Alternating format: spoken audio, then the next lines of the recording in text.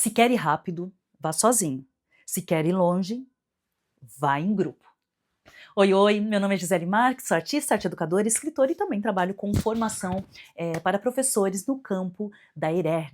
E hoje nós vamos falar sobre o princípio da ancestralidade, né, sendo o segundo vídeo dessa série sobre princípios, né, sobre a cosmovisão africana, para contar uma história de origem afro. E a ancestralidade, ela justamente nos lembra isso, que somos continuidades dessas memórias, que existiram pessoas que construíram um caminho. Tem aquela frase muito famosa, que também é um provérbio africano: nossos passos vêm de longe. E numa sociedade que está o tempo todo, né, nos incentivando a essa individualidade exacerbada, sem pensar no coletivo, a competição, falar de ancestralidade é quase que um ato político.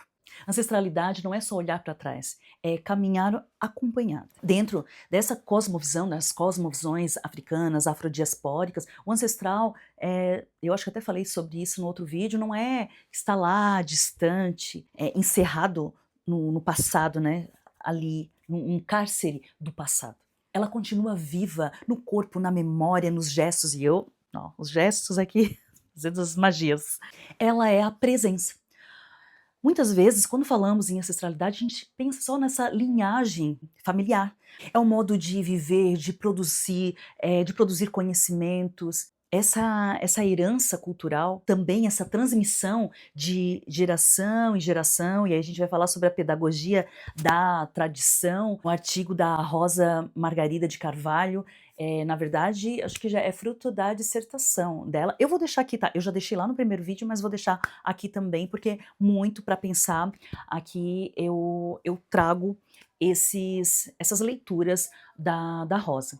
E ela mostra como essas comunidades congadeiras se preservam através da oralidade, da convivência e dessa observação do vínculo com os mais velhos. E ela explica que esse ensinar e aprender não está apenas nessa ideia de escolarização, de educação formal, que acontece nessa vida cotidiana, na escuta no corpo, na festa, essa experiência comunitária. E eu acho que uma das frases mais bonitas do texto é: vida é conhecimento e conhecimento é vida. E aprender não é apenas nesse acúmulo de informação, é aprender nesse diálogo, nessa construção de uma relação. E também é importante pensar que alguns conhecimentos eles só se aprendem justamente nesse convívio, na experiência de fato com o outro.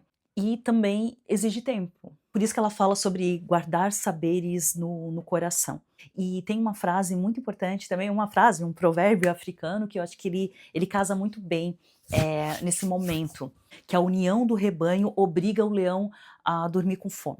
É porque existe, de fato, aí eu já me empolgo, né, assim, porque existe, de fato, uma força coletiva na ancestralidade. É uma força que protege essa memória, que sustenta esse conhecimento e também impede que muitas dessas histórias sejam apagadas. É que a educação, presta atenção, prof, a educação ocidental moderna, ela valoriza esse indivíduo autônomo, mas não no sentido positivo, mas ele desligado, esse eu, né? Esse eu muito elevado da competição, dessa separação da razão, da emoção. Mas a ancestralidade, pensar na ancestralidade, ela rompe com essa lógica.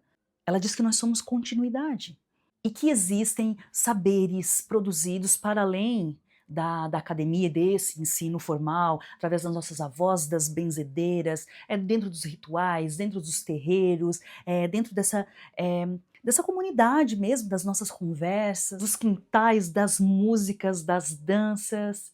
E por muito tempo, e ainda né, esses conhecimentos eles são né, que não são considerados científicos, é como se eles fossem, né, os empíricos, é como se fossem inferiores. E isso também é colonialidade, isso também é a forma como o racismo opera.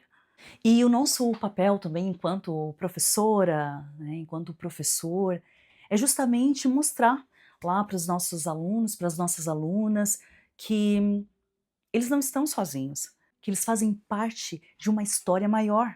Uma educação ancestral, ela pergunta: quem veio antes? Quais as histórias que são contadas? Quais as histórias que são silenciadas? Quais os conhecimentos que a escola quer ou não legitimar? Quando eu falo escola, gente, não estou falando da escola de uma forma isolada, né? Pensando a, a educação, né? A instituição, o Estado, porque essa instituição é um dispositivo dentro dessa estrutura. Nós, professores, a gente também colabora nesse processo de pensar de pertencimento dos nossos alunos. E pertencimento é uma dimensão fundamental nesse processo de ensino-aprendizagem ou nas próprias, né, quando a gente fala das crianças, na educação infantil, dessas experiências educativo-pedagógicas.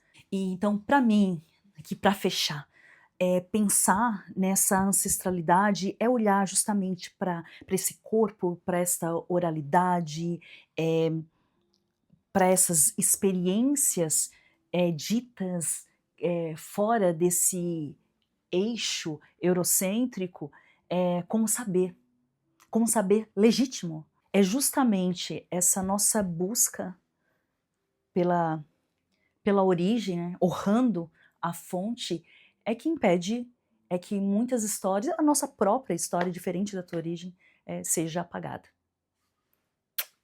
Beijão, prof. Inscreva-se aqui no canal e até o próximo vídeo.